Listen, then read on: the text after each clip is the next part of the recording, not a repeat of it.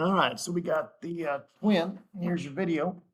What is the equation of a parabola in vertex form that has a vertex at such and passes through a certain point? So first off, vertex form.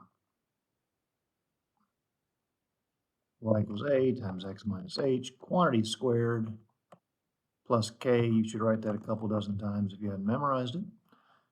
Your vertex gives you h and k. Remember, we change signs when we enter parentheses. Y equals a times x plus a 2, quantity squared, and then plus 4. Now, the issue is we don't have a. Every single order pair in existence gives you an x and a y. So everywhere I see a y, I get to be a 12. And everywhere I see an x, I get to be a -1. And then I just do basic algebra. The opposite of addition is subtraction. 12 minus 4 is 8. -1 plus 2 is 1, right?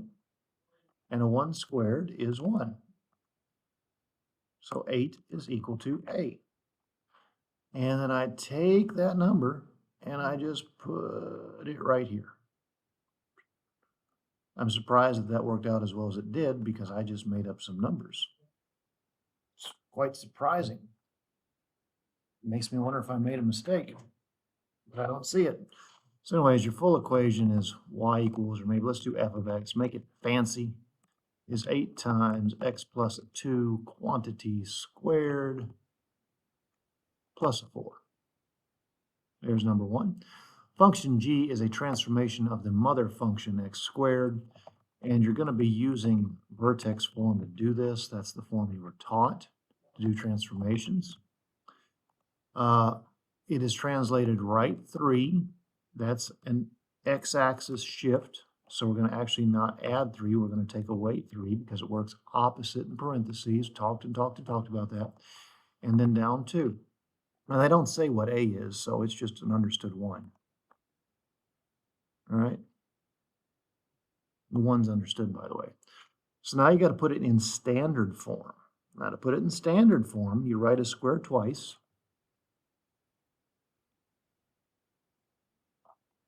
And then you FOIL.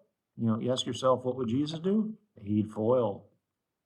All right, so y equals x times x is x squared minus 3x. What I've done here, I'm trying to type so you can read this, is I've done this guy followed by this guy. All right, now I have -3 times x, so take away another 3x. And then I have -3 times -3 plus 9, and on the outside is a -2. I clean that up by combining like terms, and I'll have an xy equals x to the second minus a 6x plus a 7. It's not hard. Identify the transformations of the mother function f of x equals x squared that result in the equation 4x squared plus 8x plus 9. So what you're going to have to do to this is you're going to have to convert to vertex form. Which again, and you should keep writing it, is a times x minus h squared plus k. That's the 3rd time I've written it down in your notes. 3rd time I wrote it. You? How many times you write it? Because if you didn't write it 3 times and you didn't know what it was in the first place, you aren't going to know it come test day. Keep writing. Every time you need a formula, write the formula down. Like, that's not really optional. Like, that's what it takes to get it in your head. All right, now you can scan the text and you can get a. That's easy. I know that my answer is going to have a 4x squared because, or sorry, my answer's, well, anyways, the 4 is involved. Now, I need to get the x-coordinate of the vertex, which is called h, which is the x-coordinate of the vertex, so x subscript v, and it is found by doing opposite v over 2a. Be careful about how you push buttons in a calculator. If you're a button pusher, be very careful, we have negative 8 divided by twice a 4. You know, and I say this because there's a lot of kids who don't know what 2 times 4 is. Just, God love you. I wish I could make that click. But the kids who don't know what 2 times 4 is are also the kids who type this. And they accept it as true. And it's not. You know, Milbrath said, hey, just go to math, scroll to num, n over d, negative 8. And apparently you'll press 2 times 4 because you don't know what it is. There it is, negative 1. So play along in a calculator, obviously. Make sure you're getting the same thing that I am. Now, if you have an x value, you can get a k value by plugging the x value in. Unless you've just been zoned out, you've seen this done 100 times.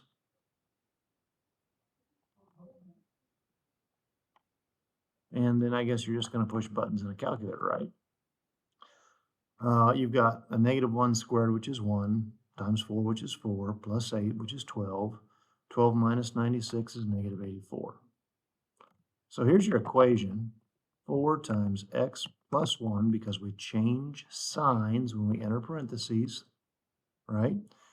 And then minus 84. So what's been done? We have a horizontal shift left because of opposite sign, 1 unit. We have a vertical shift down 84. And we have a vertical stretch with a factor of 4. That's that number out here. Horizontals with x. This is the vertical. That's the stretch. Easy peasy, lemon squeezy. All right, 4, use quadratic regression to find the equation of a function that fits the points below. Okay, so here's what we're going to do. We're going to press stat, then edit. We're going to enter row 1 into list 1. We're going to enter row 2 into list 2. And then we're going to do a second quit. We're going to turn diagnostics on by pressing second 0 and scrolling to diagnostics on. All right. And then we're going to press enter twice. Then we're going to go back to stat. We're going to arrow our way to calc. And notice I'm asking you to do the quadratic regression. So we're going to do a quad reg.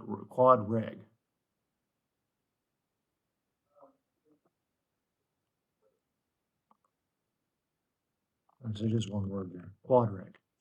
So that's the full list of things I'm going to do. And you should obviously play along in your calculator. That's how you get rid of test anxiety. You over-prepare. That's a big deal. Over-prepare.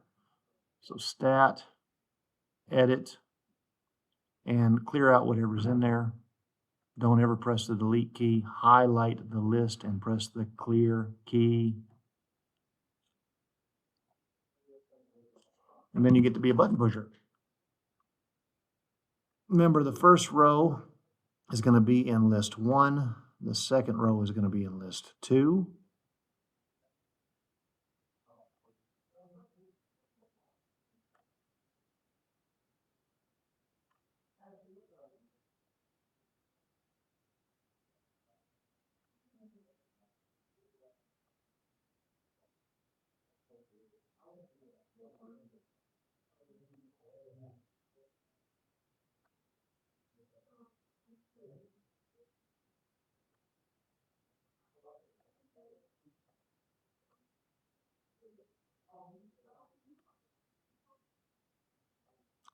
All right.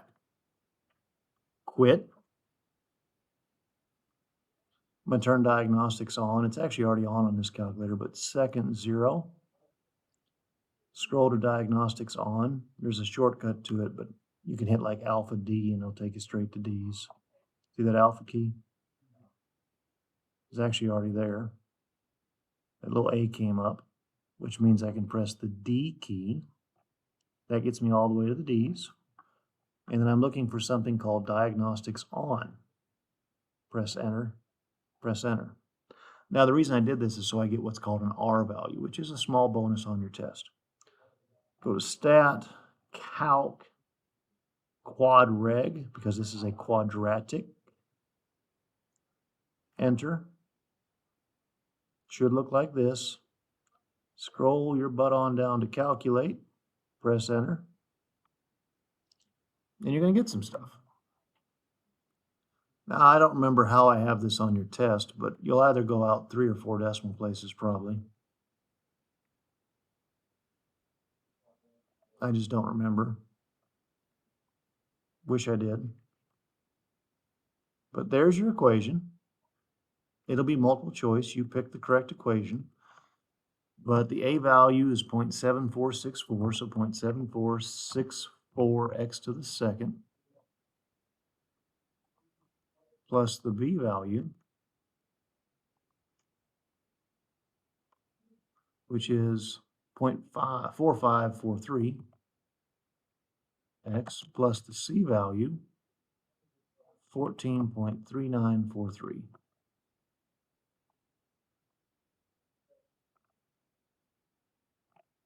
And there's your equation. All right, so there's a small bonus. It says after turning on diagnostics, find and interpret R. You're told that R squared is 0.8153, something like that. All right. Now the opposite of squaring is the square root symbol. I'm typing, okay? So I have to show that a little bit different. Since I'm typing things out, I can't actually type the square root symbol. I raise both sides to the 1/2 power. And don't let this scare you. I'll show you in a second. You use the square root button. But it's about time you started getting comfortable with exponents because exponents are coming. But anyways, you raise both sides to the 1/2 because that's the same as the square root. 2 times 1/2 is 1. You understood 1. Ones in mathematics are understood. Sorry, my tongue got tied there. 0.8153. Let's see here. So, I mentioned the exponential rule. Square root 0.8153 is going to be the exact same thing as 0.8153 rooftopped to the 1/2 power because they're the same function. 0.9029. All right, now, what is R? I haven't had this lesson yet. It was supposed to be in your notes, but we ran out of time, and I'm going to do a whole unit here a little bit about regressions and things like that. R is the Pearson correlation coefficient. So if the absolute value of R is greater than 0.7, there is a strong correlation. And different people teach this different. They do. They teach it different. If the absolute value of R is between, and I've seen this in so many different ways, but like I've seen 0.4 all the way up to, 0.7. There's a fair. It's not very strong. We'll just say weak correlation. 0.7 might be getting up there, but anyways. And if you're less than 0.4,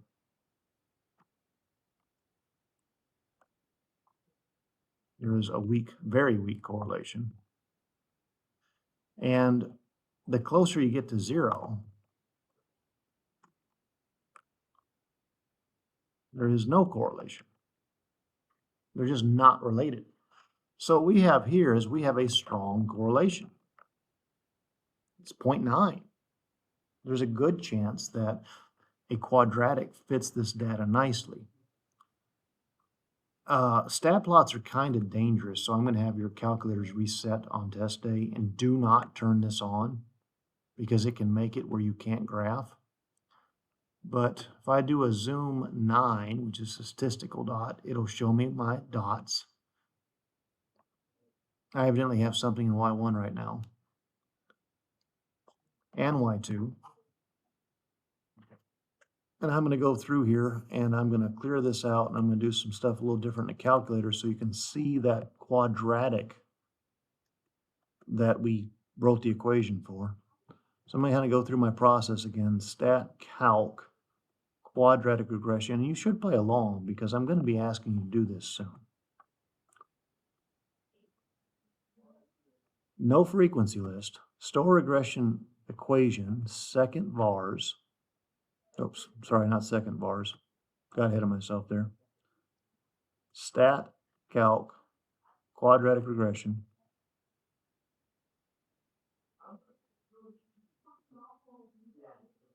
Under store regression equation, just the vars key. Y variables, which is the second column. Function, which is highlighted, press enter. Y1, enter. And that equation that we wrote down is now actually going to be in Y equals, but with all the accuracy of the calculator, not just some of it where we rounded. I'm going to do a zoom 9.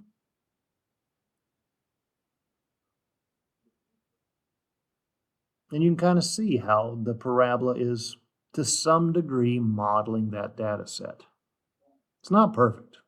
It's not close to perfect, but it's there. You could use that to make some guesses, some educated guesses. All right, 5, identify the intervals on which the function y equals negative x squared plus 6x plus 16 is positive. I don't mind if you use a TI-84 on this. I really don't. I'll do both. I would prefer that you factor. That would be my preference. So what I'm going to do is I'm going to find the roots or the x-intercepts by letting y equal 0 and factoring.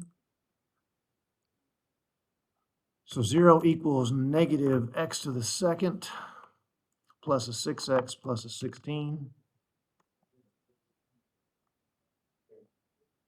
I'm going to pull the negativity out because that'll make it easier for me to factor.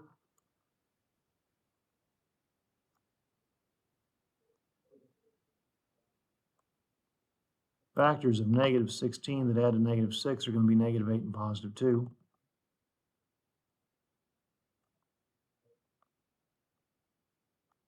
Check my factoring if you don't believe me. And this will tell me my x-intercepts if I use the ZPP, zero product property. My roots are going to be 8, 0 and negative 2, 0. So, I'm old school, and you need to be doing some old school. This would be, once I get my pen here, a very rough graph. We have a root at 8, 0. We have a root at negative 2, 0. And that negative means open down. It's going to look like this. Talk about being positive. Well, I'm this territory, right? I am positive so long as x is stuck between negative 2 and 8. If I like interval form, negative 2, 8. It's a sideways 8. So, I realize as a teacher that not everybody can factor. You could also do the quadratic formula if you want to do it by hand, but I'm not against you using your TI-84. So let me turn stat plots off because that can mess up a graph.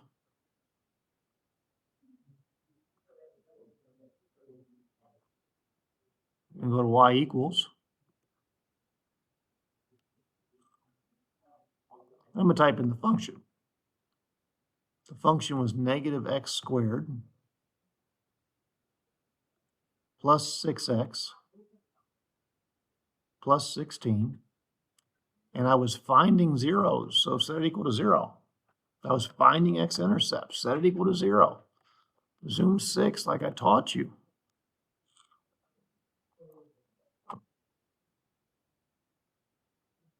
And you're still going to get those same answers. And again, positivity is being up here above the x-axis. And you just do second trace 5. And you get your little cursor close. If you're playing along, your cursor probably wasn't there because the y value is above 10. Get your cursor close and you press that enter key 3 times. Enter, enter, enter. And if you do that on both sides, you'll get both answers, but you have to be able to interpret. All right, a function is defined by the equation y equals x squared plus x plus 2. Find the domain. This is a quadratic. It is a parabola, and the domain of any parabola is negative infinity to infinity. Find the range. The range is going to be your low y value to your high y value. So you kind of need to be graphing, don't you? You kind of need to be graphing. And again, I'm not against you using technology on this. So I'm not going to spend a whole lot of time doing this by hand, even though I should.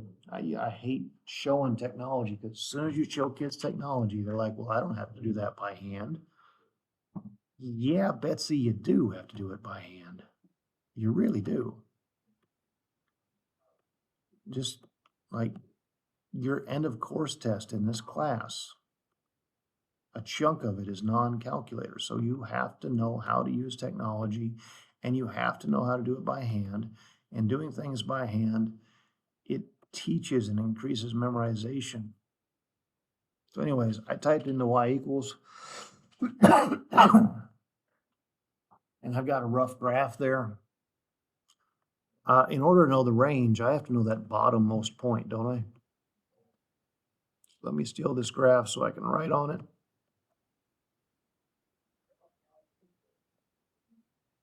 Be cool if you could do the same thing. You know, the range is going to be this on up. So let's figure out what that is. Second trace minimum, because that's a low point in a graph. Second trace minimum. Minimum says give me a left boundary, get left.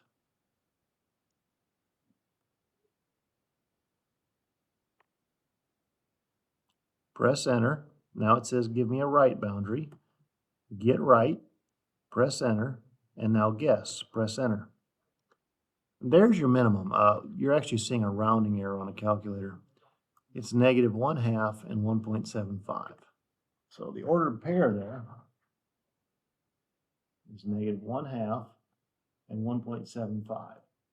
So the low y value is 1.75, bracket because it's a real point, and it rises on either side to positive infinity. Now the vertex form, again, 4th time so far, I believe, a times x minus h, quantity squared plus k. And we've been doing vertex form since the first week of this class, back in August. A is a 1. Ones are understood. We got to take away the x value. If you enter parentheses, you change your sign, plus the k value, 1.75, which I would probably have as a fraction. I'd probably write that as 7/4. All right.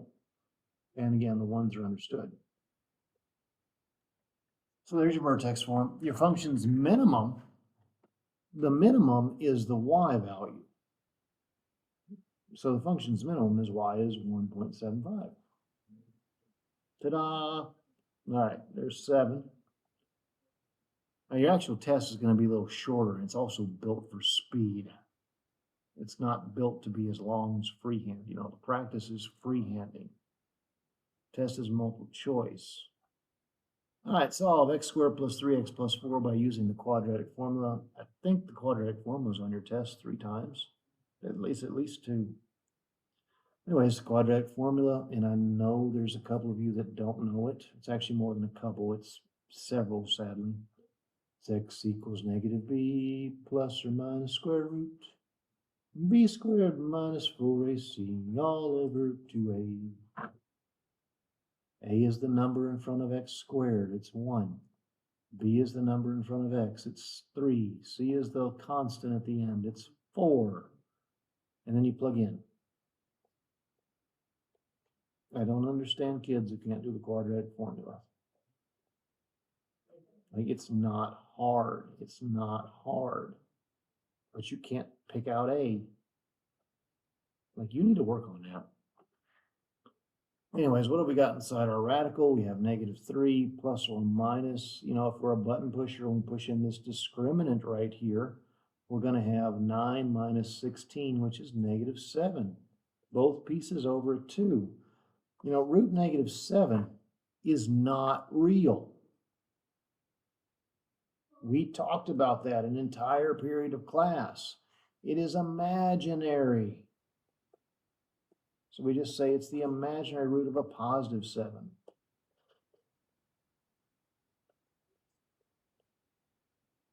Perfect. There's your 2 answers, kids. Perfect. You know, I skipped one, didn't I? I skipped 6. 6 is a push button problem for you. I'm not even sure if it's on the actual test. If it's not, I'll put it in there. That way everybody gets a freebie. Go to math, scroll to num, hit N over D. You'll have 34 over 5 plus 2 second dot I. And the calculator returns maybe not. Interesting. Mine won't do it.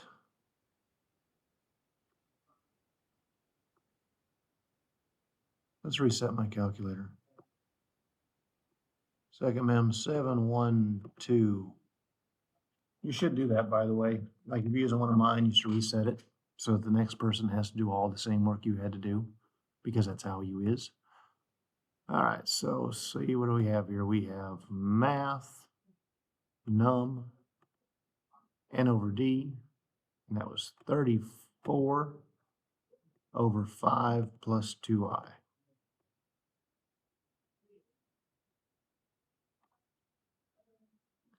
That's weird.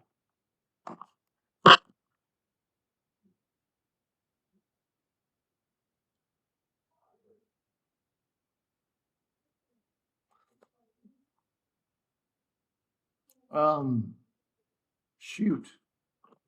Okay, let me switch over real quick. I hate doing this. I'm using what's called an emulator up here. Not a true TI Texas Instrument calculator.